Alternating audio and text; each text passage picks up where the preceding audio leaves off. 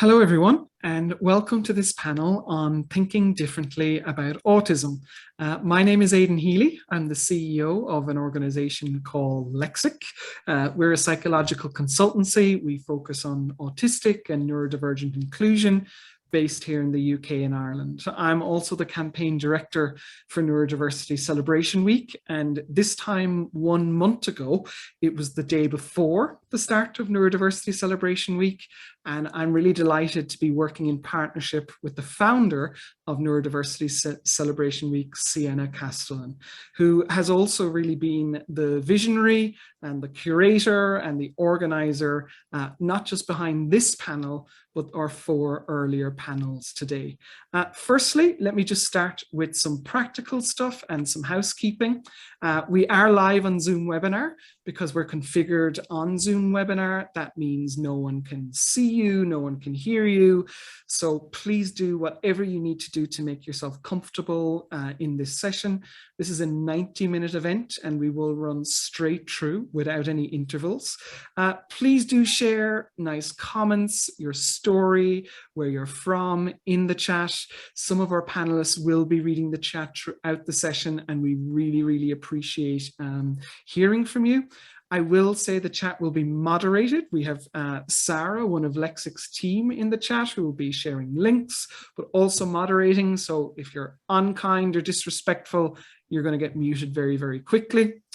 The event is being recorded and we will also send you a copy of the recording afterwards to the email which you registered for the event. And we'll also send you a follow-up email with links to the panelists' websites or social media handles if you want to follow them or get in touch with them after the event. I suppose just a little bit of background on this event and why now. This month, the month of April, marks a number of key dates in the autism community, as we have Autism Week, Autism Day, and Autism Month. And I guess the reason we put on this event is that many people have good intentions and well-meaning intentions, but those intentions really don't often translate into impact. And that's because the messaging behind a lot of traditional autism awareness campaigns often actually alienates autistic people or stigmatizes them, or maybe strengthens some of the fears and challenges they feel about sharing their stories and being themselves. I'm going to let our panelists speak to why that is, but the purpose of this event really is about thinking differently to help shift some stereotypes or outdated views you may have on autism, to amplify the strength and vibrance of autistic people and autistic culture, and hopefully leave you with some takeaways about how you can support really much needed autism inclusion in society. So I'm delighted to be an ally here today and that Lexic's resources are supporting this event. And now what I'd like to do is hand you over to our panel host, Sienna Castellan. Sienna will introduce herself and also introduce the other panelists and start the conversation. So Sienna, you're very welcome and over to you. Thank you. Thank you to everyone who is joining us on what promises to be a fascinating discussion. Unlike other similar events, you will be hearing from actually autistic individuals who will be sharing their stories, insights, and experiences. My name is Sienna Castellan. I am a 19-year-old neurodiversity advocate, author of the Spectrum Girls Survival Guide, How to Grow Up Awesome and Autistic, and the founder of Neurodiversity Celebration Week, a global initiative that aims to challenge misconceptions about neurological differences and bring about neurodiversity acceptance, equality, and inclusion in schools and the workplace. I decided to put this event together because almost everything you think you know about autism comes from non-autistic people. Thinking differently about autism will change this by putting autistic voices front and center. For the next hour and 15 minutes, we will discuss a range of fascinating topics, from demystifying what it means to be non-speaking autistic, the impact of a late diagnosis, autism intersectionality, and autism in the military, as well as much more. By the end of our discussion, we will open it up to a 15-minute Q&A session. But first, I'd like to introduce you to our fabulous panel. Today, you will hear from Ben, Ben is a 22-year-old non-speaking autistic with epilepsy from Northern Virginia, United States. Ben has written many articles for numerous autism and disability advocacy groups, both in the US and worldwide, and is a proud representative of his community on several advocacy boards and committees, both in the state of Virginia and nationally. Carrie.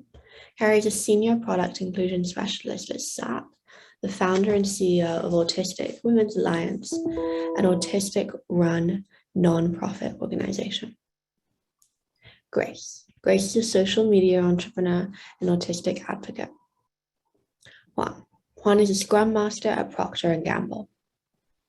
And last but not least, Shan. Shan is the chair of Neuroplastic and Navy veteran and late diagnostic autistic writer from New York who is currently completing her MFA in writing and producing for television and creating a portfolio focused on gender, race, and disability.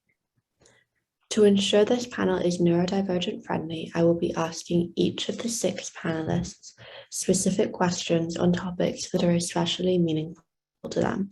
This will ensure that each speaker has an equal opportunity to speak. So let's get started. I am particularly thrilled to have Ben joining us today because we rarely get to hear from non-speaking autistic individuals. It is estimated that there are as many as 750,000 non-speaking autistics in the United States. Yet these individuals are often mistakenly viewed as being non-thinking and disregarded by our society. To introduce you to Ben and give you some insight into his life, I would like to play a short documentary titled The Octopus, I Am a Non-Speaking Autistic and This Is How I Found My Voice. Ben worked on this project in conjunction with the Washington Post, and he himself wrote the script. Thank you, Sienna, and I'm just going to play the video now. Let's try and calm your body. I am in A space C O N S T A N T space. I'm in a constant B A T T T T L E. You got it. You're gonna rock it again. You're gonna rock it again. W I T H with, get it, M Y space B O D Y. I'm in a constant battle with my body.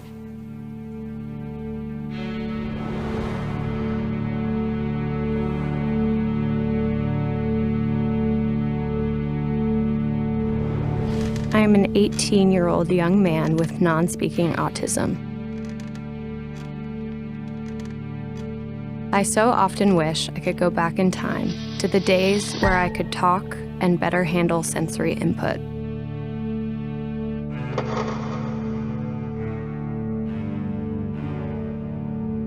I love and cherish those days.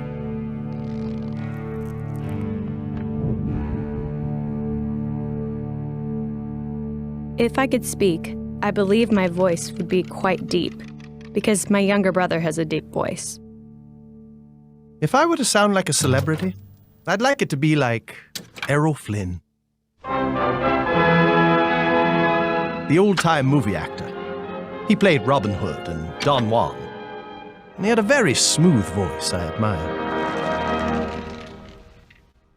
When I was a toddler, I could speak. Cow. I could have real conversations about all kinds of topics with all kinds of people.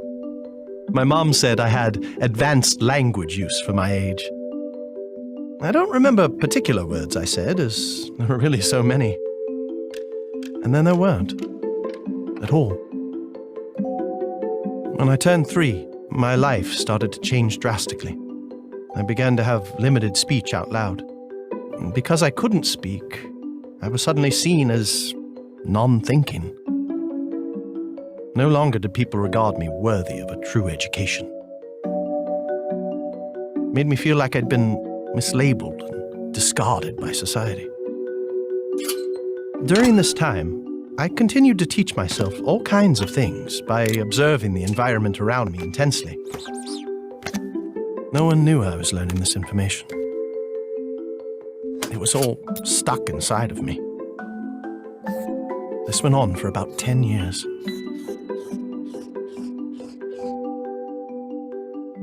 One day, my mum was reading me a book. "Point to the octopus," she said. And I did, but it wasn't the octopus she expected. After that, she took me to someone that could teach me how to use a letterboard. It took about a year to reach open-ended communication with my speech-language pathologist. It took even longer for me to be able to openly communicate with my mom. For the first time in a very long time, I felt I was both known and heard. I'm 18 now, and I feel I'll still be missing out on many of the symbolic acts of passage for becoming an adult in our society. I'm unable to drive a car, go on an adventure alone.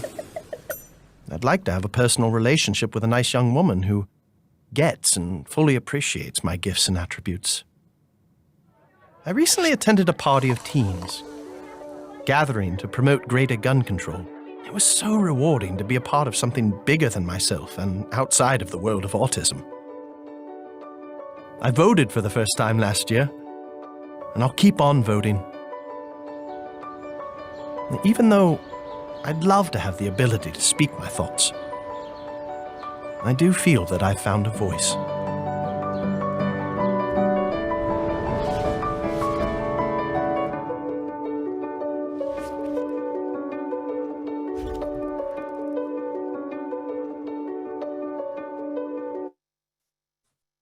Sienna, back to you.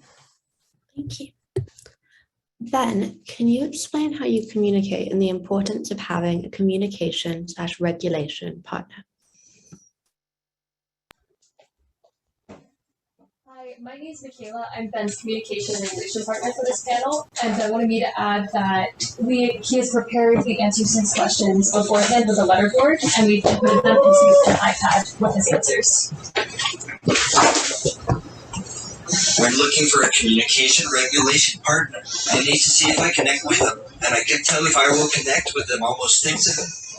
This is very important because I need to trust them with so many important aspects of my life. They become more than just a CRP, they become my family. They need to be patient, but also push me to do the most I can do. Another thing I look for is if they are strong-willed. I need people who do not get defeated easily. Dealing with my body can be exhausting, so they need to be up for the challenge to help me fight my body sometimes. I have come to realize that the best CPs are not always the most qualified on paper, meaning sometimes the most seemingly experienced in the world of autism are not always for me. My last 3 CRPs have been dancers, and they have been incredibly helpful with responding to my body. Not only are they good at responding to my body, but they are also patient and can tell when my body is taking control. While being a dancer is not a requirement to become my CRP, I now look for the patience and body understanding that they have. Through the years, female CRPs have also seemed to stick around longer, but that is by no means something I look for, merely a coincidence. Overall, I look for a kind, curious, and energetic person who is willing to work with me and become part of Team Bro.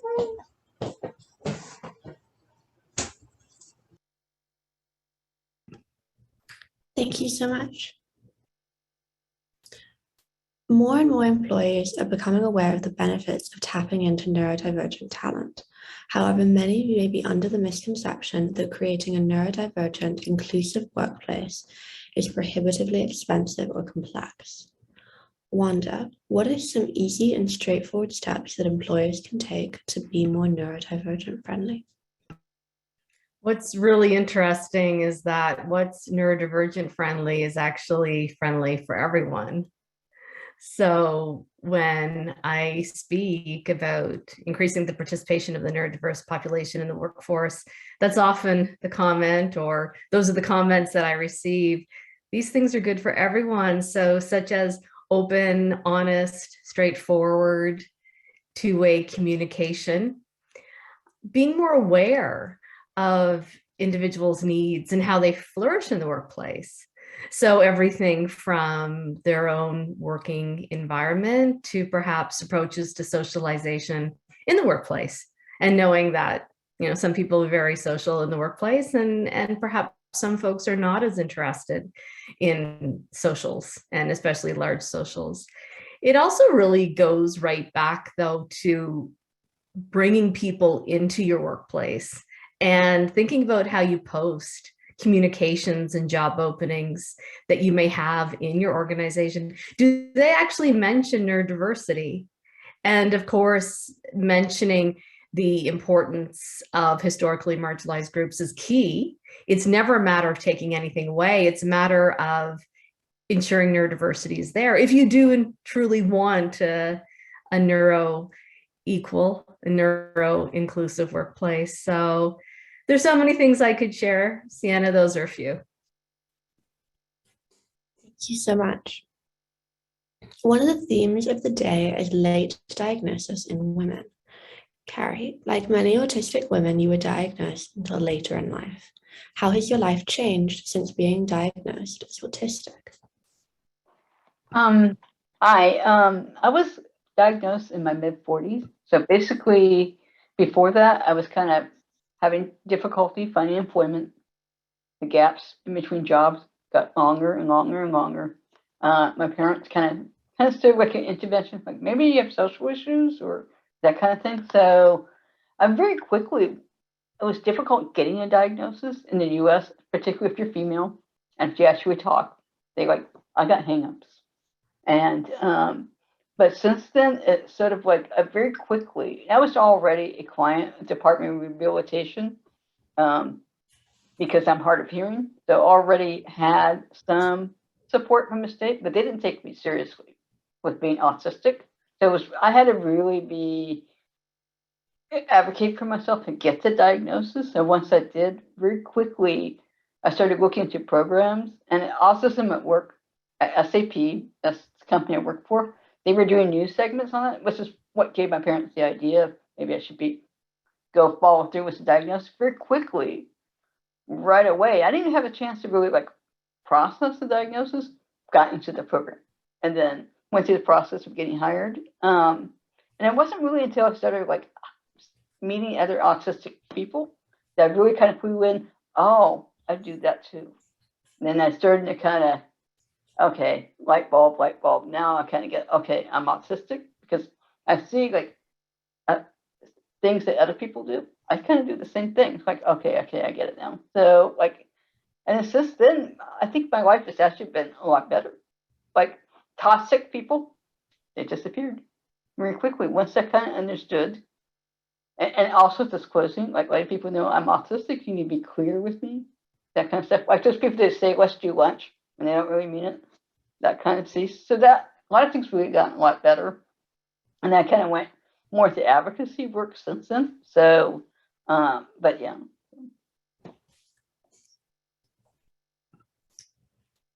One of the reasons we created this event is because many autistic people feel very alienated and disconnected from Autism Acceptance Month.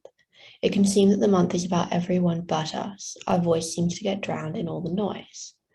Grace, what would you like people to be aware of in regards to autism charities that promise to help autistic people, but perhaps don't? You're on mute. My bad. Thank you, Sienna. Yes, there are some organizations that claim to be supportive of autistic people, but in truth put their efforts into raising awareness as if it's a horrible disease, researching a cure and prevention, and promoting harmful behavioral therapies such as applied behavioral analysis. I apologize. These are inaccurate, harmful, ableist approaches. Autistic people do not need a cure for autism. We need acceptance, accommodations, inclusion, respect, and safety. Blatant fear-mongering from these types of organizations looks like claims that autism will steal your child, destroy your marriage, bankrupt your family. That one's ironic because they heavily endorse ABA therapy, which is what costs the most. It's like 40 hours or more a week for small children, and it's very, very expensive. Autism is not a disease. It will not steal your child, as it is inherent in your child, and they will remain who they are throughout their life. Every family is unique, but autism is not to blame for divorce any more than any non-autistic child ever would be. These organizations are the most commonly recommended resources for parents of newly diagnosed autistic children, who will then receive their problematic guides for parents. Their approach typically implies and even explicitly conveys that what they refer to as natural, healthy, and expected responses to your kid's autism diagnosis. Denial, mourning, sadness, anger, isolated and lonely, and so forth. Supporting parents with their own mental health is valuable, but it's separate from their child's autism, and it should not be attributed to it. This approach is intended to invoke powerful emotions and drive parents toward the organization's agendas with the empowering idea that doing something to rectify the perceived problem. Moreover, these organizations work directly with various government entities worldwide. Their influence ensures that taxpayer dollars fund research into cures and prevention and fund interventions with applied behavioral analysis therapy as the primary approved intervention. If ABA is ever going to be stopped, these large non-autistic-led organizations must be separated from the conversation with government agencies. They need to be seen for what they are and what they perpetrate. This is a penetrating aspect of systemic injustice, with giant organizations at the core of it, capitalizing on our oppression. Of course they want to promote ABA. It's built to silence us. It is built to condition us to hide who we are and comply to our own detriment, all because we are different. If ABA successfully silences and oppresses us, giant organizations keep their power and influence.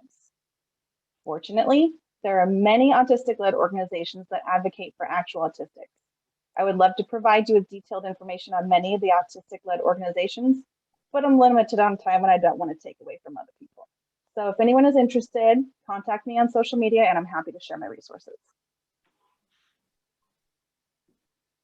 Many autistic people who receive a diagnosis later in life are finally diagnosed because they've reached crisis point. After years of masking, the enormous strain of pretending to be like everyone else takes a toll on our mental health.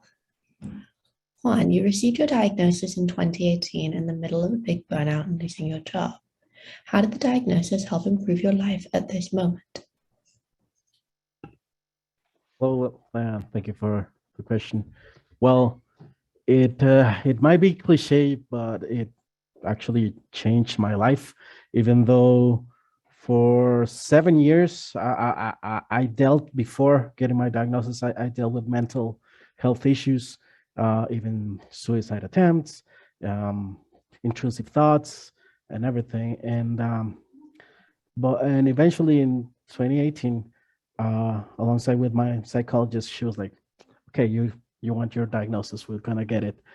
But it was interesting because before that, a lot of people that I shared this with, they were like, "Oh, you don't need that," and they were saying like, "Yeah, the classic one, everyone's a little bit autistic," or "Don't put a label on yourself in order to become somewhat of a victim," without actually realizing that getting the diagnosis eventually allowed my mind to get rid of it, a little bit of that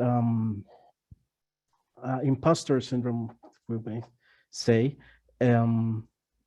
get rid of that and say, okay, I'm autistic. And then I started changing a lot of things about myself. I changed careers to something that for 15 years I was an audiovisual producer, and all of a sudden I got fired because I forgot how to do my job, because that can happen if you mask a lot and then you can burn out. You can forget to do what you've always done. And but I got that opportunity, and sorry, 1 minute, I lost. And eventually, when I have the privilege, and I wanted to mention that word privilege of getting a diagnosis, because getting a diagnosis is a privilege. It was the best.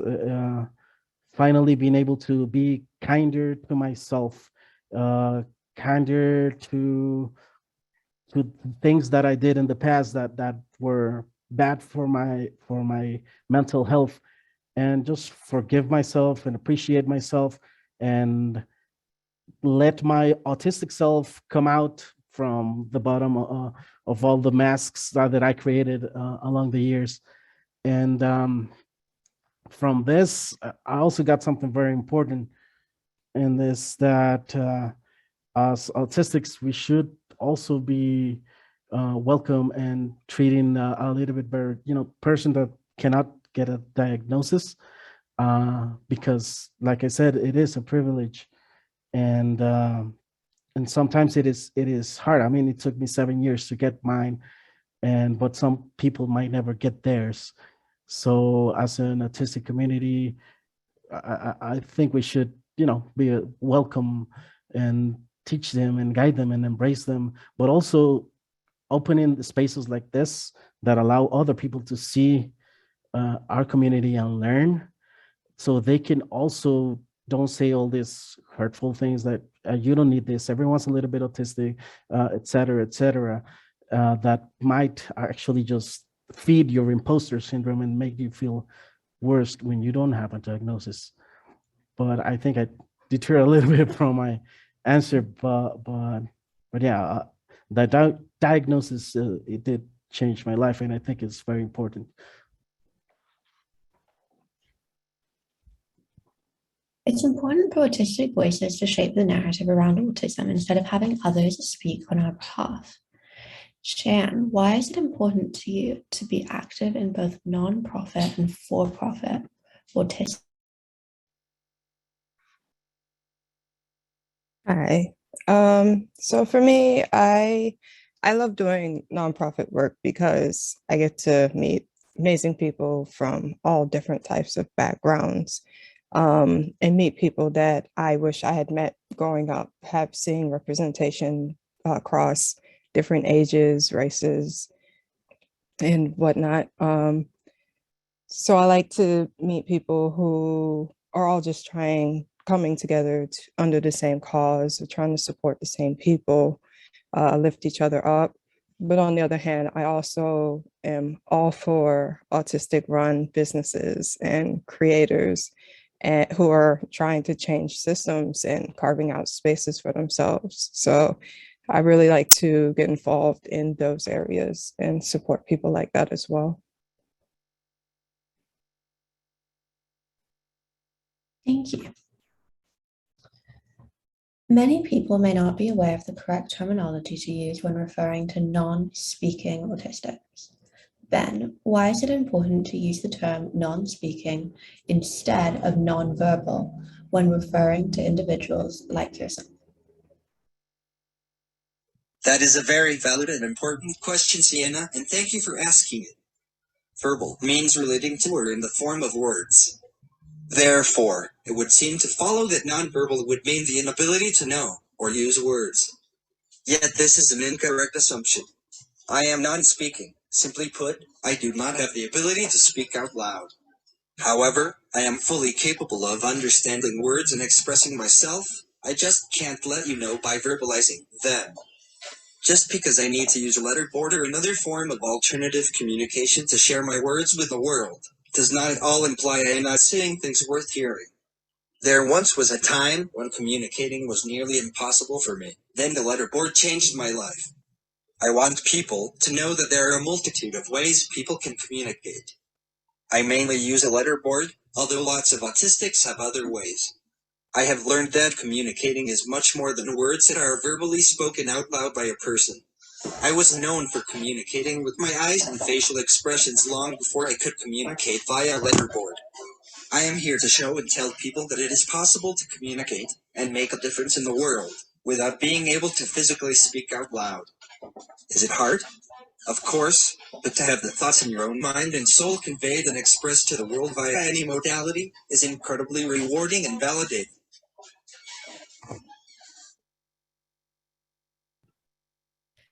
Thank you. Many companies are starting to tap into autistic talent by creating specific programs for autistic individuals. However, these are mostly in the tech center, which reinforces the stereotype that autistics are only good at math and coding. Wanda, why do you think it's important for companies to broaden their autism employment programs beyond just tech to also include other sectors and fields? Because autistics have skills and talents to offer every sector. So whether that's arts and culture, whether that's journalism, whether that's sales, like the neurotypical population, our skills and talents and capabilities span every sector and industry. So in narrowing us to one sector or field, not only are you denying autistic individuals the opportunity to contribute, we're really denying those contributions to be felt across all sectors, fields, and industries, because we can participate. Not only can we participate across, we can participate at all levels. And so something else in terms of my work that's really important to me in ensuring is that's conveyed is that autistic talent belongs at all levels of organizations. And I say from the boardroom to the C-suite to the office cubicle. So it's not only that we've been narrowed more to technology, we've been narrowed more to the office cubicle, more so than considering that we can participate in the boardroom and the C-suite. And then, of course, we'd like to highlight that we are employed in all sectors and fields and at all levels when you especially consider undiagnosed individuals. So that's really key, because underdiagnosis persists, as we've heard even from our panelists. I was diagnosed a month before my 47th birthday, and others here have been diagnosed later in life. So it's not just about what we can do, it's about what we are doing, and to be recognized in all these instances. Thank you. Carrie, you're the founder of Autistic Women's Alliance, an autistic-led nonprofit organization. What was the motivation behind founding Autistic Women's Alliance? While working at SAP and working with other people, I know they were hired through neurodiversity programs at their work. Generally, they have like a mentoring, and SAP has a great mentoring program, but the mentors, they help out with the social issues, so not like career type mentors, but they're neurotypicals, and it's really kind of based on somebody who's neurotypical, mentoring somebody who's autistic. But I found when I ran like a women's group at SAP, like the women were very different backgrounds. Like the East Coasters were hired fresh from college, never worked before. And then like the West Coasters, the women in the West Coast were older, and this was not their first job. We would kind of benefit from each other's different life experiences. I said, no, we could be doing it. We don't really need, and everybody has different levels of how, like their social skills, all very different, right? So like some people might be a little more advanced, or some may mask more or not mask more, that kind of thing. So we could all benefit from different life experiences. So I felt like, well, that's great. Our mentors that are neurotypical, they're great mentors, but we could be doing just as well, even better than they can, because we're coming from being an autistic perspective. And that's kind of how the idea came about when I started going to conferences and I met other autistic women that I was like co-panelists with, and was like, well, why don't we just make this external? let's just kind of make this like an outside group. And it took a while. And now we're actually a 501c3, a nonprofit charity. And we're still kind of a small group, but we're trying to grow more and more. Our favorite, our most popular offering, and the next one is this Saturday, is virtual coffee chat. We usually have topics about masking or about autistic burnout, stuff like that. Usually I'd have a presentation, and then the rest of the time is discussion. So this Saturday, we're going to do Did We Survive April? That's going to be our next event. So that's kind of the motivation. And I want to say, just because I started doesn't mean I have all the answers. I really wanted, I need mentoring. Everybody needs mentoring. No matter where you are in your career or where you are in life, everybody can use mentoring. And I felt like it's not because I have all the answers, because I'm looking for answers too. So it's like reverse mentoring. So that's kind of the whole concept. We're looking to build a mentoring pipeline, but right now we're doing a really good service for our members. So that's kind of how AWA came about. My experience has been that when people find out I'm autistic, they let their misconceptions and prejudices color the way they see and interact with me. For example, at school, some teachers lowered their expectations and wrote me off. On other occasions, people I thought were friends began avoiding or excluding me. Grace, what is ableism and how does it affect autistic people? Well, Wikipedia describes it as discrimination and social prejudice against people with disabilities. They talk about stereotypes that are associated with disability in general or with specific disabilities. For example, the presumption that all disabled people want to be cured. Obviously not. In ableist societies, disabled people are considered less valuable, or they are even seen as expendable. The eugenics movement of the early 20th century is considered an expression of widespread ableism. You know, eugenics is not a thing of the past. Far too many people and organizations are actively researching and funding efforts to prevent autism.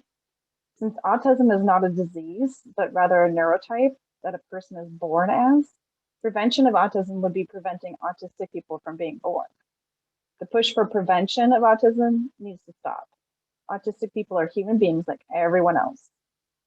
Prevention, cures, and many other ways to eradicate autism, either before or after we are born, are all ableist views on autism. But ableism doesn't stop there. Autistic people have been told numerous things from non-autistic people, asserting we cannot be autistic based on stereotypes and misinformation.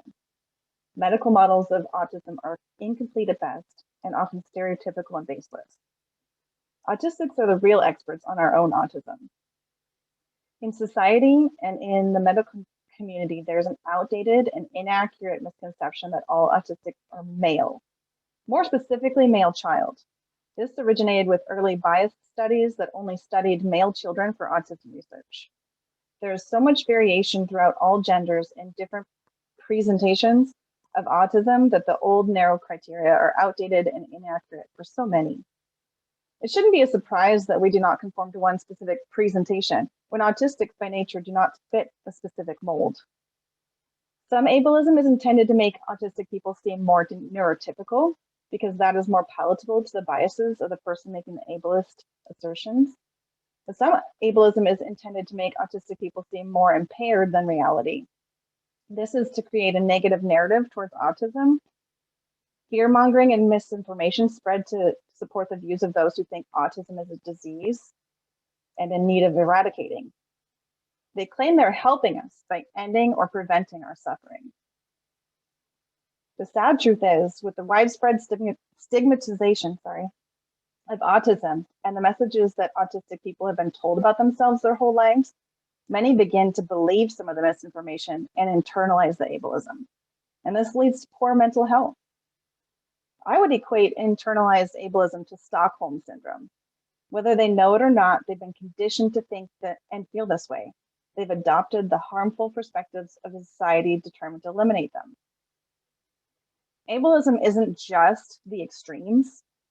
Some call certain types benevolent ableism, like infantilization, not respecting the life experiences of the disabled person, microaggressions, and so on. Infantilization is a significant issue for autistic people. Stereotypes, misinformation, and assumptions have led to many people viewing autistic people as children in adults' bodies. Nothing could be further from the truth. Though the medical model categorizes autism as a developmental disorder, it in fact is not a delay in development as if we don't grow up, but rather that we develop in alternative ways from the most common neurotype. The resulting disability is rooted in the societal and systemic barriers that impede our full participation in the world, built for the neuromajority. On the other hand, some people think that we can grow out of autism as if it only occurs in children. This is not true. It is possible for autistic people to learn to cope better with various barriers, or we may mask more as we get older, but this does not mean we grow out of it. We are autistic at our very neurology, and that is who we are lifelong. Finally, systemic ableism is based on how systems affect disabled people, such as policies, laws, institutions, and society as a whole. Systemic ableism is the critical obstacle to hurdle for any real change to occur. Without changing the way that society and its laws approach autistic people, other efforts to change will fall short. It takes a lot of people to change systemic ableism. We need allies as well as autistic advocates. Thank you.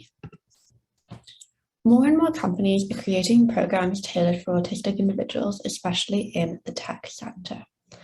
Juan, what did you learn about autism and yourself during the hiring process for autistic you participated in?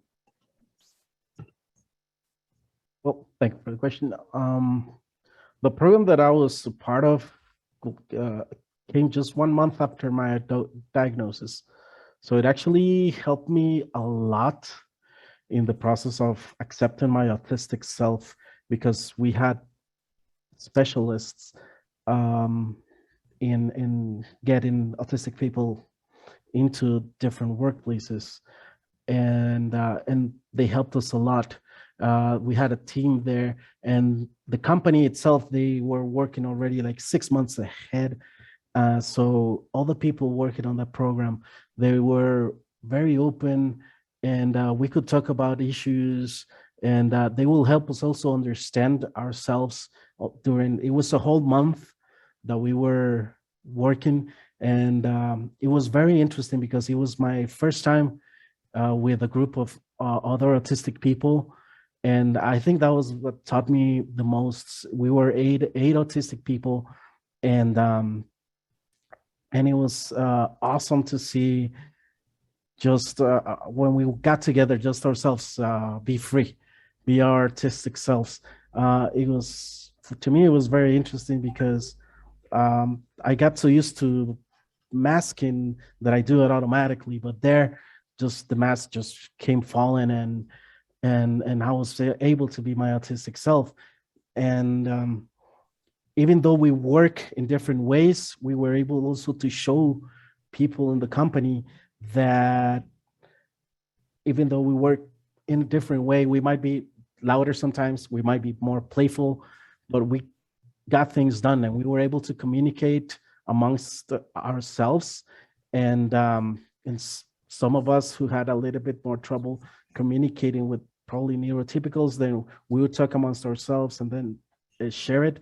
So it also taught me not only to accept myself, but also accept my autistic peers, and how to be, and how important for us is to help each other, to find a way to understand the other people. And well, I also learned to be a leader, because I've never had the best of self-esteems, but 3 years later, after getting into that program, I went from developer, something that I never studied for, to become a Scrum Master, and now I am officially a software development project manager. So it was really good for myself, and not only myself, but also my other teammates, well, autistic family, I call them. And since they also grew in the company, and we keep talking to each other, and just whenever every time we have some problems, because it's not the same experience for everyone, because now we have different managers and everything. And sometimes it's a little bit more difficult for a manager to accept the way we work. But we communicate amongst ourselves, and then we communicate with that. And the company also, they provide us with a coach that every once in a while we talk with that coach and we talk about all the problems that we have. And it's very, very interesting and very nice that it works. And I don't think it's something that it should only apply for us autistic people. It could apply for people with anxiety. It could apply the way they work for people with other neurodiversities. And that's what I understood, that it is great for these programs to exist. But I think the goal and what we should strive for is something that focus on people, because in the end, that is the center. It's just people, and understand how each and every one of us understands, and have the perspective of life. And so I've learned a lot from the program and for these 3 years. Thank you. Autism intersectionality is an area that isn't talked about enough. Frustratingly, autism is still seen as a white male condition, which makes it really difficult for the rest of us to get diagnosed and to access the support service we need. Sharon, how has being someone with several marginalized identities influenced your late diagnosis journey? So I do identify with quite a few historically marginalized or oppressed identities. So I realize that people don't think autistic people like me exist. So growing up, everything that was different about me was put on my other circumstances or racial, gender, societal stereotypes, things like that. And so because of this, I was ignored for so long. And to the point that ignoring me became easier to invalidate that people like me could be autistic. Autism tends to be associated with children. So the older you get, the harder it gets for people to even believe you or believe that you are struggling. So for me, I didn't see autistic people like me represented anywhere growing up. So diagnosis was definitely both a privilege and a representation goal, because it took me almost a decade for myself to realize that I was even autistic. And then again, to convince doctors that I was autistic, because when people saw me, all they saw was masking Black women. So. Thank you. One of the dominant aspects of being autistic is having sensory sensitivities, whether this is to loud noise, bright lights, smells, or different textures. Ben, do you have any advice on how someone can help an autistic person who is experiencing sensory overload? I need someone who I trust with me. It helps to know I am in a safe environment, both physically and with that person. The person must stay calm and stay away from me. I need space immediately. Then calm, soft touch is okay. The person can try to create an environment with decreased lighting and noises, and I tend to like having a blanket on me. It helps when someone reminds me of my breathing. It also helps me to identify and write out things, like 4 things I see, 3 things I hear, 2 things I feel, etc. This process helps me to stop hyper-focusing on my sensory overload and to truly regulate my breathing, as it makes me connect again with the world around me. Then, talking about what happened once I'm calm lends to a learning moment and helps me shuffle through my thoughts and feelings.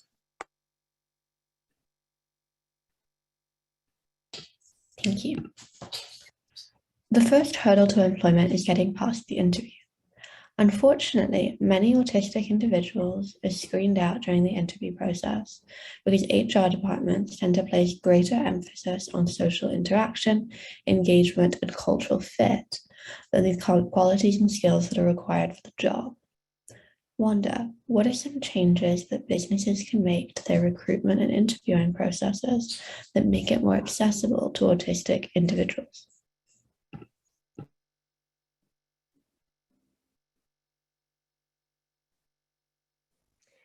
Yes, thanks, Sienna. This is an important question. So many things. So starting with offering accommodations during the interview. So that is not in place of the other changes that should be made. However, it is something that we need more people to be aware of, that that is an option. So having accommodations throughout the interview process. However, really, I don't want people to think, though, that I'm placing the onus on the individual. The onus really largely has to be on the organization, and that is moving to skills and competency-based interviews as opposed to these scenario interviews that have been more behavioral. And frankly, not only that they've been behavioral, they've been vague in terms of the behavioral based interviews. So asking general questions, not getting at specifics, that are really important. And that is about how is the individual going to perform on the day-to-day with their skills and talents and capabilities in an environment that plays to their strengths. Something else I would add that's really important in the interview process, that is showing the person.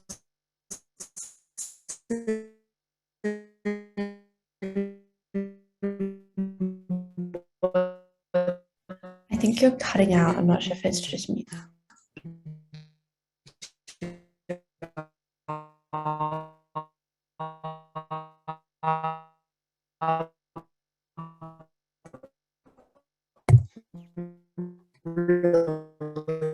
Yeah, I'm afraid that's not just you, Sienna. It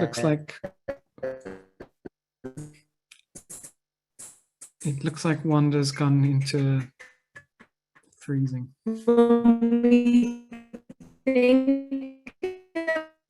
What I'm going to do, Sienna, is I'm going to mute Wanda. Our traditional interviews, they've been my video to see if that's any better. Okay, perfect. And then I'll move on to the next session. Yeah, let me just. Right. Yeah, it looks like we've just temporarily lost Wanda, Sienna. So maybe move on and we'll try and get her back, okay? Perfect.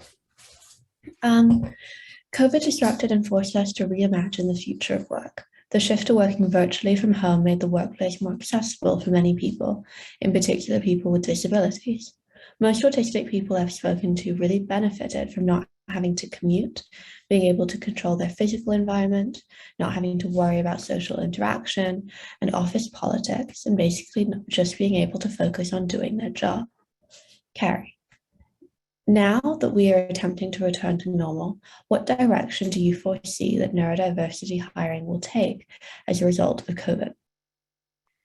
I think with neurodivergent folks that were hired through specialized programs, that's just like everyone else. And I'm talking about the Great Resignation, where a lot of people are quitting and changing jobs, and that's going on across the board. So are we. We're getting better offers elsewhere, like those who are already employed. They're going to the other companies and now also, you don't need to have this is what I see in the future, that there'll be less need to have a specialized program where these things like accommodations will be good for anybody, and that employers are going to be more flexible with people with different needs, stuff like that, because of work from home. I think this is really a major disruption in workforce. And we haven't really fully seen. I think it'll be a few years before we really see how this is really going to pan out, because I think it's going to accelerate even more. But it's really going to benefit us. And I'm seeing say my autistic colleagues where I'm at, they're leaving and going to different companies and be able to pursue different jobs or different what they've always wanted to do, just like neurotypicals, they're in the same situation right now. So this is really going to be good for us. This is like a disruption. It's also innovation for us. So that's what I'm seeing. This is going to get better, but we're not going to have, I think in the future, we're not going to have as much of a need for neurodiversity programs because everybody, it's going to be more integrated within that company. And you can have better choices who you want to work for because a lot of people are quitting and some employers get it, some don't, or it's why people are quitting, but eventually they will, and they're going to level the playing field for everybody, I think. But it's just better work-life balance, stuff like that. So, but not everybody wants to work from home too, and you kind of have to recognize that. But that's really going to benefit everyone, I think. That's what I kind of see in the future.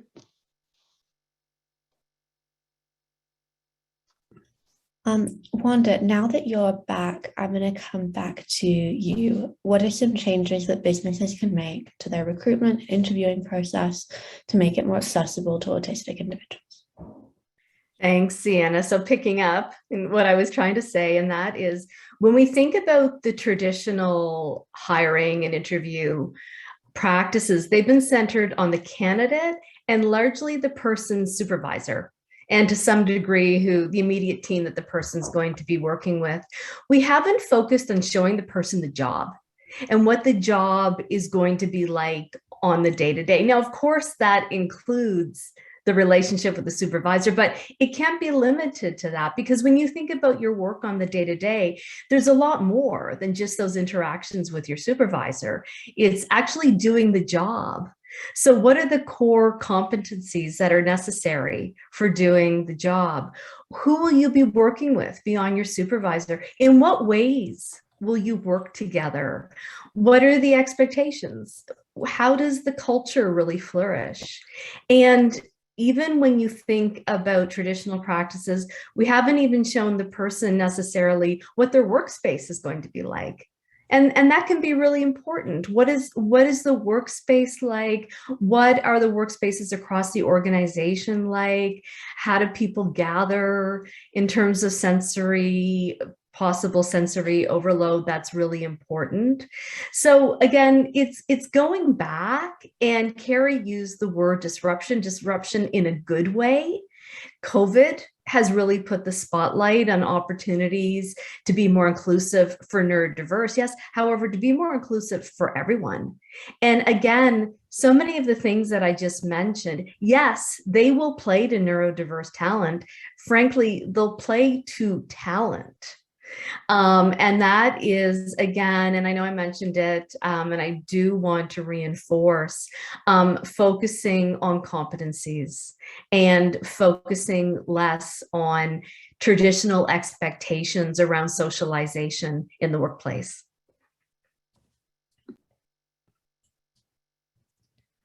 I believe that there are well-meaning people out there who would genuinely like to support and help the autistic community, but may be worried about getting it wrong or may not know how to do so. Grace, what suggestions or advice do you have for people who want to be genuine autism allies? Thank you, Sienna. I love this question. Wentworth Miller's disclosure of his autistic diagnosis on Instagram is an excellent example of this. First of all, he was positive about autism, that it makes him who he is and he wouldn't change it. Secondly, he acknowledges his privilege in getting formal diagnosis, and he says the system needs to change to better provide that for everyone who needs it. But remarkably, this is my favorite part, he took a very unique stance and told the world he's not an expert on autism as he has so much to learn. And rather than mistakenly misspeak or speak over the voices of so many other autistic advocates who already battle non-autistic voices speaking over them, he instead encourages people to learn from, as he put it, the numerous individuals sharing thoughtful and inspiring content on social media, unpacking terminology, adding nuance, fighting stigma, speak to the relevant issues more knowledgeably, fluently than he could. What struck me about this, in addition to its being honest and humble, is that even as an actual autistic and a prominent public figure, he was eloquently modeling allyship to his fellow autistics, showing the world how it should be done. He was amplifying actual autistics, even as he himself is one. This is exactly what the autistic community has needed: an autism positive, allyship modeling, actual autistic public figure that will help all our voices be heard. So my advice is be like Wentworth.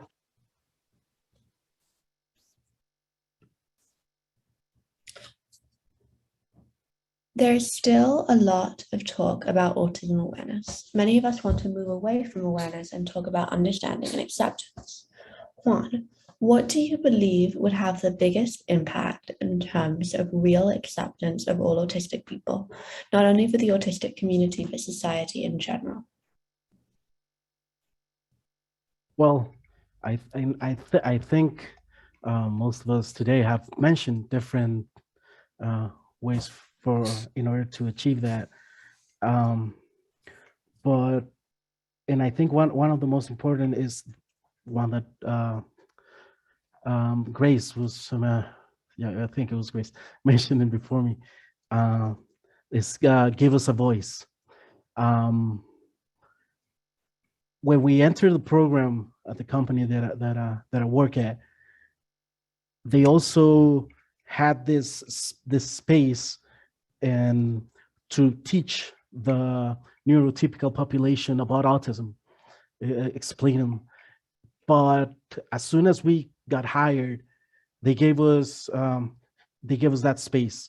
They gave I think one of the person in charge of that part is actually here in the conference, and she used to come to us and ask us, and what do you think about this? What do you think if we do this? For example, like on the first autism acceptance month that we were at the company, every single activity that we have within the company, because it was pre-COVID, it was created by us, by the autistic group, and eventually also this person fought a lot to get us into TV interviews, to get the program out there, not because the company will look well, but because it will hopefully, since it's the first program of its kind in my country, it will hopefully give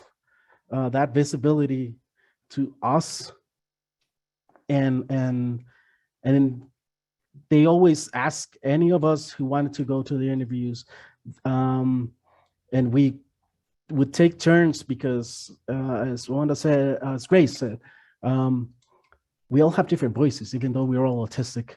We all have different perspectives, and I think that's where and the acceptance part comes to help not only us autistic, but the whole society, because as you can see today, and for the people that have been in other panels during the day, there's so much different types of people, of autistic people, and different.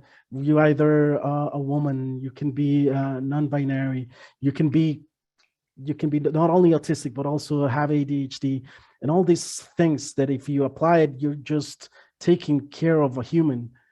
And if we get that type of acceptance towards autistics, it will also benefit the society in general, because we should be able to apply that to everyone. Because I think that should be the final goal, that create a society where we accept all of our differences and everyone, and we try to help each other and listen to what everyone else has to say and try to understand from their perspective. And I think, at least for me, that's what I'm understanding in this little journey that's been the last 3 years for me, of understanding my autistic self, but also understanding the need for autistics to speak, to someone can say, hey, I feel that, or I understand that. And so I think that everything sums up to me in acceptance for not only us, but everyone. Thank you. Shea, what is something you wish people knew about being autistic in the military? Just that we exist. You don't really think of autistic people when you think of soldiers or sailors or airmen or whatnot.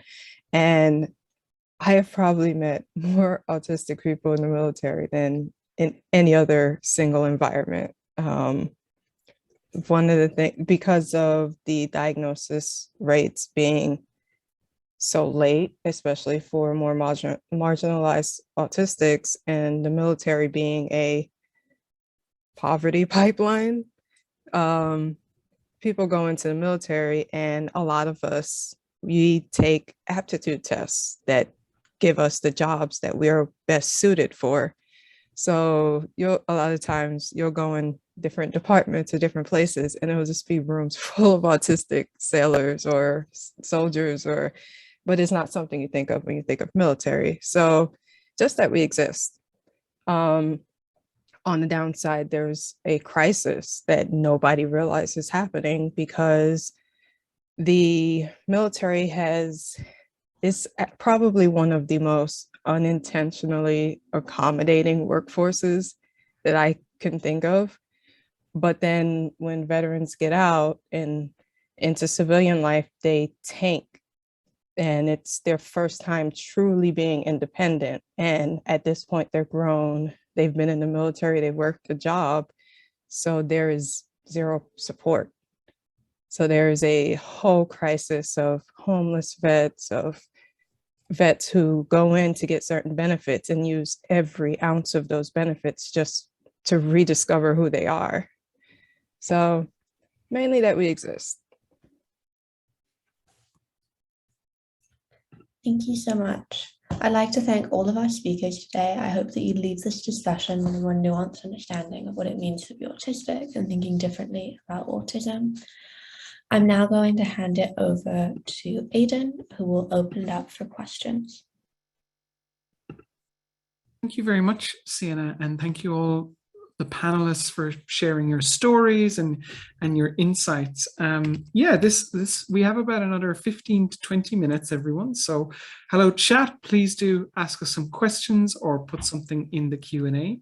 Just to say, for our panelists, if you'd like to answer a question, there's two things you can do. You can just unmute yourself, or you can use the raise hand feature, which is up here, which should show up, and I will come to you. And some questions the audience will ask specifically to a panelist. If that's the case, I will ask you. If you don't feel you can answer the question, if you need some time to think about it, to come back, I'm absolutely happy to do that as well. Let's see. Sienna, you have written an entire book on women and girls and autism. A question from Tanya, which is, how can we further help girls who are or are not diagnosed with autism in, Tanya's saying in primary schools, but I think you can speak to schools more widely. I think that we just need to adopt a more person-centric approach. Right now, we have this kind of system in place, especially within schools, where if you want to seek support, you need to be diagnosed. My own experience is I recently started, well, not recently, I started at university in autumn, and I had this career as an autism advocate, neurodiversity advocate since I was 13. I'd been diagnosed young, and they told me you need to get re-diagnosed with everything to get support because you were diagnosed too many years ago. And it's stuff like that in place where you have to have a diagnosis. Sometimes they make it, you have to have a very recent diagnosis to receive support.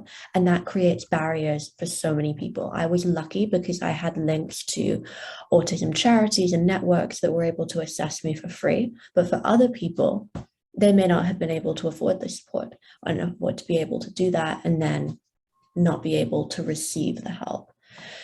Within women and girls, we are very underrepresented within the autistic community. We often go undiagnosed, especially in our younger years. And so it's important to just create this approach where if you have a child who, let's say, shows distress at buttoning their top button up of their uniform, like I did when I was in school, you just say, okay, well, that's fine. If it's giving you distress, we will make that accommodation, not necessarily create all these hoops that people have to jump through in order to receive help.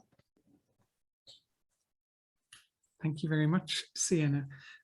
This is a kind of a broader question, and I'll open it to all panelists, which is, as educators, or whether a teacher or a lecturer, it's such an important role in an autistic student's life. And the question is, what is one of the best things you'd recommend to help autistic students? Grace, I see you've kind of raised your hand up politely, and I'll come to you first.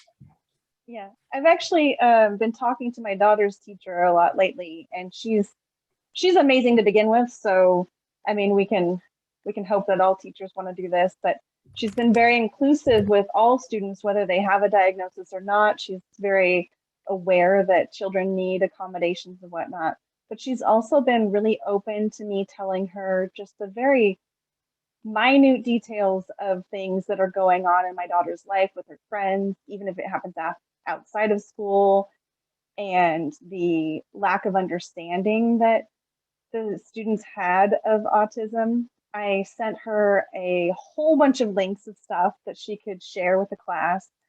And she actually did. She shared those things. She shared the book that my daughter brought in. She has been talking a great deal with the class to better educate them so that they understand better. And my daughter has reported to me that things are getting a lot better with those kids who were misunderstanding in the first place. So it's really about being open to listening to us and to spreading the right information to the children and having open dialogue with them and accommodating everyone. Because like they said before, everyone needs the accommodation, whether they have diagnosis or not. Thank you very much, Grace. Juan, did I see you unmute yourself, or had you just unmuted yourself anyway? Oh no, I think I muted myself, but only on my headset. No problem. Let's take another question, which is, so this is a question in a specific industry, but I think it applies to all industries, which is, do you have any tips for someone who is late diagnosed? And I guess what they're asking is, they're worried if they disclose, people may not want to work with them, they're self-employed, but at the same time, masking and maintaining this image is also burning them out. So it's always such a complex question, right, of disclosure or sharing your story. I can see some hands have gone up. Wanda, I'll come to you first. I think you were first.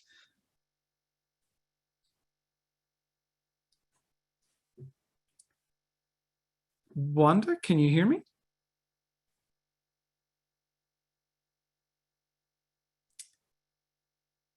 Wanda, I might come back to you in a minute. Juan, I think I see your hand up. Would you like to say something on this? You just need to unmute yourself. Yeah. Okay. So about disclosure, yeah, it is something difficult, because it is not only difficult at work disclosing. You can't be your true self. Sorry, one second. And you can't bring your true self to work. Do you?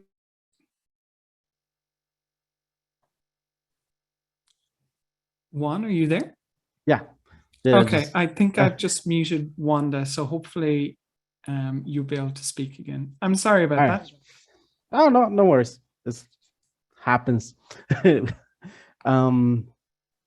Okay, so yeah, disclosing is it's complicated, but but masking in the long run, and I tell my friends, and they tell everyone, because masking in the long run is gonna get you, because it's gonna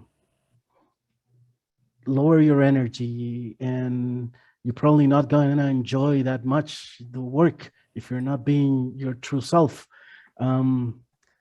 Even before getting my official diagnosis, I already knew a little bit in the place that I worked before, that it was with a very close friend of mine, and I was like, I disclosed it, and he was very accommodating, and but the things about burnout, it was something that already was there. But if people is really going to help you, and I know that sometimes we focus on, hey, I need the money, so or I need the job, because that's the hard part. And imagine if my family or my friends don't accept that change, because when you get the diagnosis, you start changing, because you start becoming your true self. But it is very important to disclose it. Right now, even with people that work in my team, when I get a new developer, I tell them, hey, this is the way I work. I'm autistic. This is and this is the way I self, and the way I am.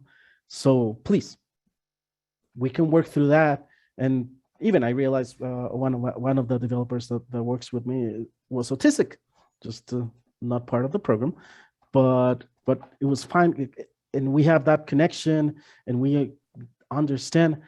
So it is important.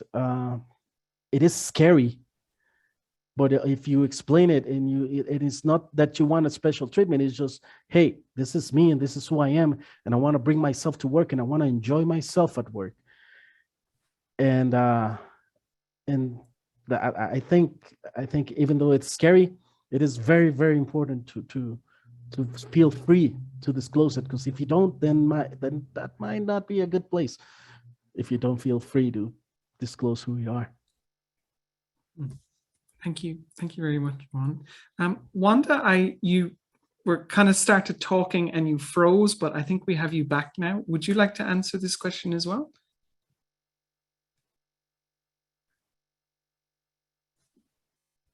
Was that for me? Yes, Wanda. Yeah, sorry about that. Everything that Juan said. and I put a note to that effect in the chat. Everything. Oh, okay. That yeah.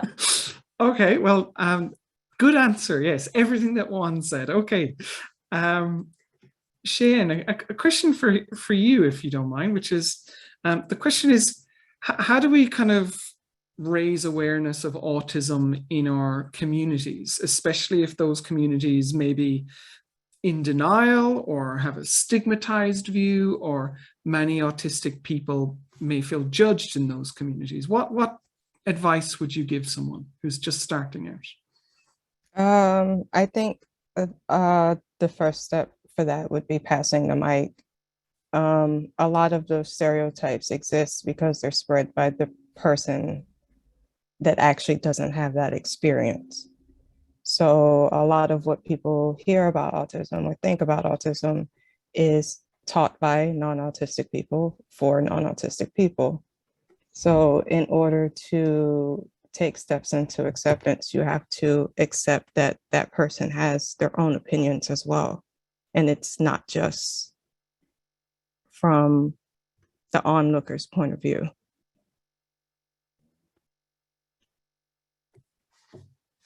Thank you very much, Cheyenne. This is an interesting question, which is, can anybody recommend any books similar to Sienna's for boys? This person is saying, I have daughters who have found girls books specifically for girls, which are progressive and positive, but I have friends that have sons that need similar, and I would love to be able to share positive and progressive resources for them, in brackets, and they've said, or of course for non-binary too. Would any panelists like to recommend a book or a website or some resources for boys? I I do have a list somewhere. I remember I read back when I wrote my first book when I was 16, I read maybe 5 books written for boys. I'm completely blanking on the name of them now. But there are some very good ones written by kind of teenage individuals that I kind of drew inspiration from when I wrote my book. Because within that kind of sphere, you have these 2 kind of distinct sectors. You have books written by kind of psychologists with a lot of like background and expertise in maybe the science of autism, but not the lived experience. And then you've got books that are written by actually autistic individuals. And for autistic boys, there are a lot of resources that are written by actually autistic individuals sharing their story. And also there are a lot of resources written by psychologists, psychiatrists. It's actually what I found for girls. It's just those resources do not exist. My book, The Spectrum Girl Survival Guide, How to Grow Up Awesome and Autistic, was actually the first book ever written for autistic girls by an autistic girl. So it just speaks how we need to just get more of those resources out there. Yeah, the reason why I jumped that's a really good one. Yeah, and we have some other recommendations in the chat as well. Ben, I know you're kindly answering questions in the chat as well, but if you'd like your communication partner to say anything verbally to our audience, feel free to put your hand up or unmute yourselves, and really happy to take verbal feedback as well. Carrie, this is a question. As you know, lots of workplaces have started autism at work programs in recent years. And it's a question from the chat: is if a company is just starting out and they want to attract or recruit autistic talent, what advice would you give them? I know there's probably a lot of advice, Carrie, so I'm sorry for such an open question, but maybe just 2 or 3 things.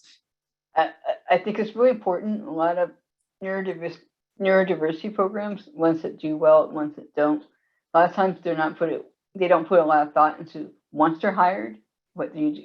A lot of times they get hired and then they walk away. And depending on the person's needs, you might need to have a little bit I wouldn't say support, but it's good to have a support system. Like a lot of employers have what you call ERGs. We call them ENGs at my company, but employee resource groups, where they're run by employees. They could be like Black Employees Network, Business Women's Network, like these, and then like an autism or neurodiversity one that when you have allies, parents, friends, families, and then of course autistic employees or anybody under neurodiversity umbrella, depending on that company. So a lot of times they don't really put enough thought into, like, once they're hired, what do you do? Another thing is that I feel like they could do, like, some do really good, like EY used to have this University Centers of Excellence, really good training with like managers, make sure they really understand, bring on somebody who's autistic, they really understand that. It's from the top down. When I heard about this some years ago, but I don't know if they still do that, but it sounded like a really good training program, like managers making sure. A lot of times there's sort of a disconnect between HR and hiring managers, and they don't always sync up, but that's another thing that you probably think a lot about. That would be helpful for autistic employees, and that can be helpful for any employees in general, like, and that's part of being a good employer, right? You want to be able to be a good employer to your employees, otherwise they're not going to stay at your company, right? You want to treat everybody with respect and that kind of thing. So that, I think those are like the main things. They're like big gotchas. But I think what I would like to see is like moving away from a real central, like neurodivergent hiring, and just integrate that within HR, but not there yet. But I think that's coming up. Yeah, no, absolutely, Carrie. And I think it, as you know, there's a lot of debate as to the pros and cons of neurodivergent or autism specific hiring programs. But I do think a lot of companies are realizing, we have to think about inclusion for all because not everybody has a diagnosis, not everybody feels comfortable sharing their story, not everybody wants to be put in a specialist program, and I certainly think there's a lot we can do there. We are almost at time, unfortunately, but I do want to go around to all of our panelists with just one final question, and maybe if you'd all like to take about 30 seconds to answer it, which is, I guess, what is one takeaway you'd like our audience, or what is one closing message you'd like to give our audience from the panel today? Grace, I might start with you if that's okay. Or I don't have to start with you based on your, I don't mean to put you on the spot, but if you have one takeaway or just a short 30-second closing message to our audience today, what would you like to say? I would say that listening to autistics and letting our voices be heard is really important.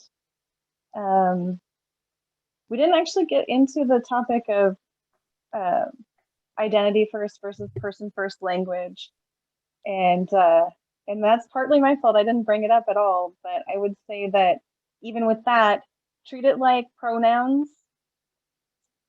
Each individual has their own choice, and while there may be percentages more on one side or the other within the autistic community, just treat it like an individual choice, just like you do with pronouns. So yeah, just listen, ask us questions, try to learn as much as you can from actual autistics, because we are the experts on our information, on our lived experiences. Okay, that's it. Well said, Grace. Thank you. Cheyenne, I might come to you next. Do you have kind of one takeaway or any closing remarks for our audience? I think I'll just piggyback and say, listen to autistic people. I feel like autistic people are always willing to help in any way that they can. And there are definitely people out here who are just willing to, very good resources. For me, I think I have learned the most about myself from other autistic people. So having access to a community is extremely important. Thank you very much, Cheyenne. Juan, I'm going to come to you. Again, the same question. Do you have any takeaways or closing remarks you'd like to say to our audience today? Well, I guess just as Cheyenne said, just hear us and look for the autistic voices out there.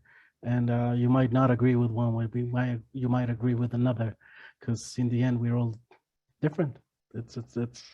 We're all very different people.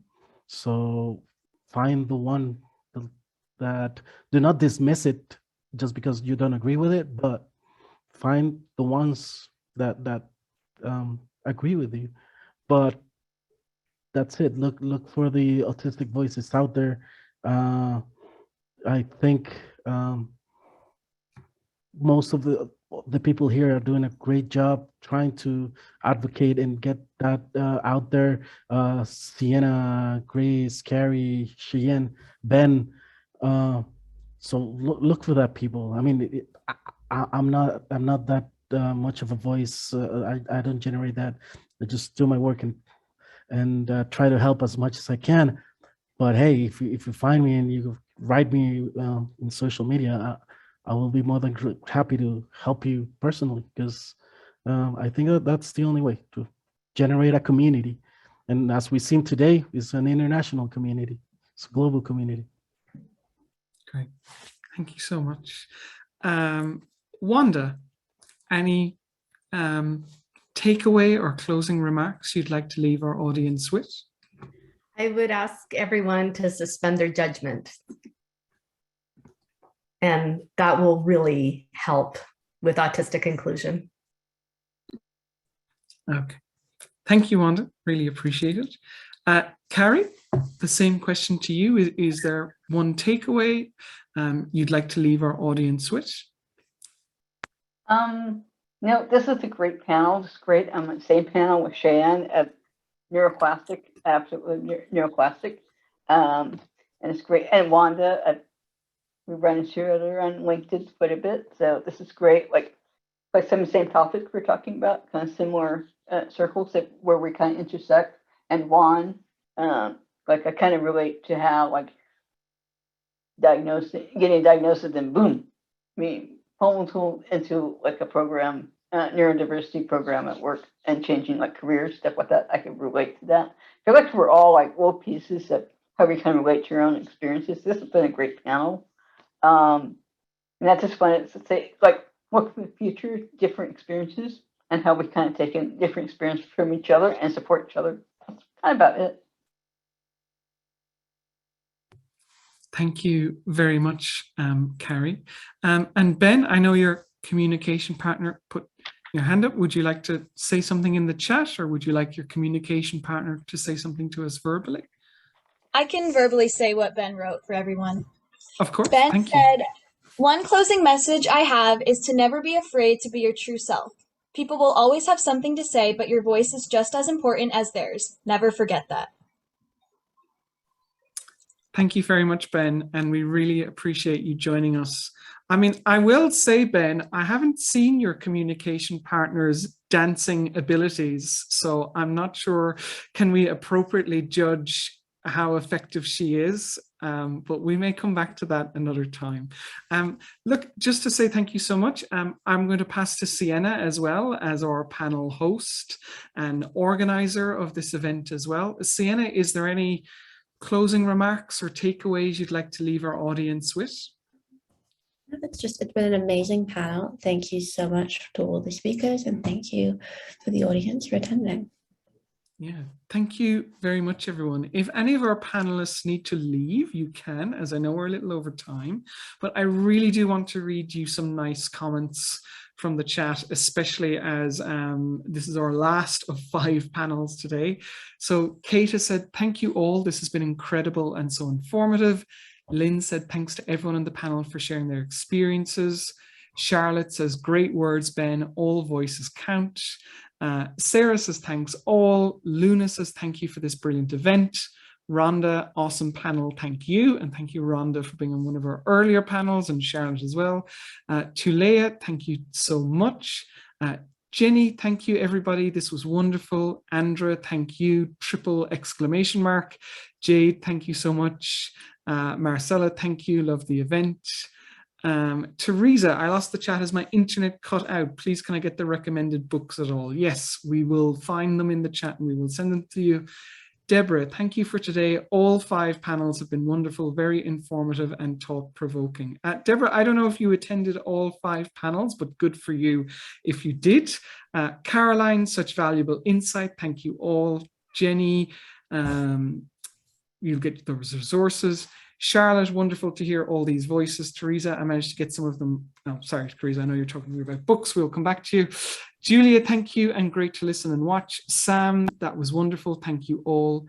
Shauna, "You are also appreciated. This community has been transformative for me and my family." Thank you so much, Shauna.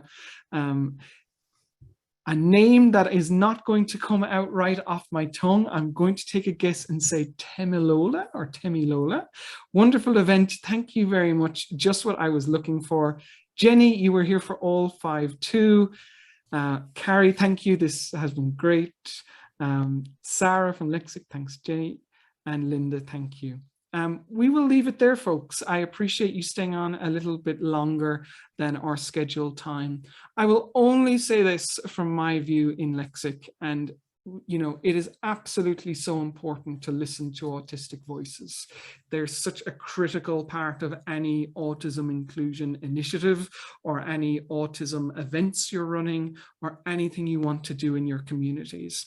But I will also say I have sat at a lot of events, particularly in workplaces, where people have said, "It's so great, we've heard autistic people today," and then walked out the door and changed absolutely nothing from a systemic point of view to include those people. So I really do hope you've taken something from this panel and our other panels today that you can embed in your workplace or your education community or your family or your wider community.